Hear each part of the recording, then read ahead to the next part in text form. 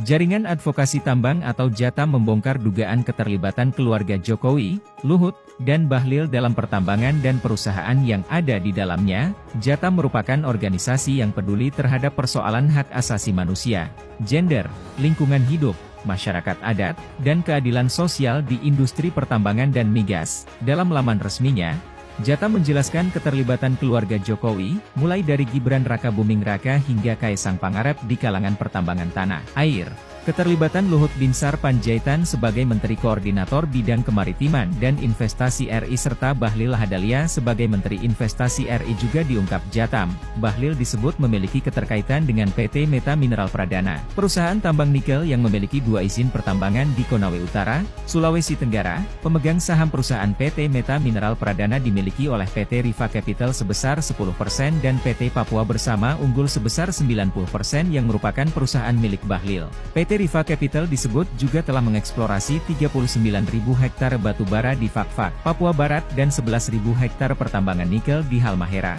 Sedangkan Luhut terkait dengan PT Energi Kreasi Bersama yang merupakan perusahaan patungan antara PT Goto Gojek Tokopedia Tbk dan PT TBS Energi Utama Tbk atau TOBA. Disebutkan, PT TBS Energi Utama Tbk adalah milik Luhut. Elektro merupakan perusahaan yang fokus mengembangkan ekosistem dan industri kendaraan listrik secara terintegrasi dari hulu hingga hilir. Sedangkan kedua putra Jokowi terkait dengan PT Energi Mineral Langgeng melalui PT Rakabu Sejahtera yang bermitra dengan BP Migas dalam eksplorasi di Blok South East Madura seluas 456.734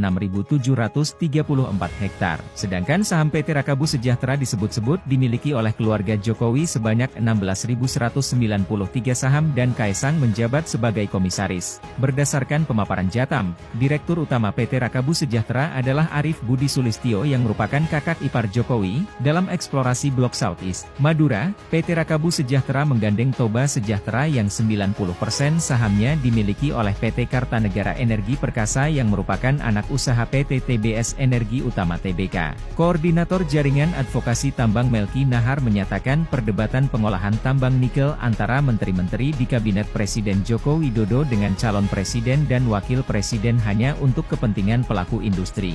Melki menganggap perdebatan sama sekali tidak menyelesaikan realitas praktik hilirisasi nikel yang justru memiskinkan warga. Adapun isu pengolahan nikel menjadi perdebatan usai pernyataan calon wakil presiden nomor urut 01 Muhaimin Iskandar alias Cak Imin dalam debat Cawapres pada 21 Januari lalu, yang menyebut pengolahan dan bisnis tambang nikel era Jokowi berlangsung secara ugal-ugalan. Pernyataan itu kemudian dibantah oleh Menko Marves Luhut Binsar Panjaitan dan Menteri Investasi Bahlil Lahadalia. Jatam, kata Melki, menyayangkan topik hilirisasi yang diperdebatkan tidak membahas realitas praktik hilirisasi nikel yang sebenarnya terjadi.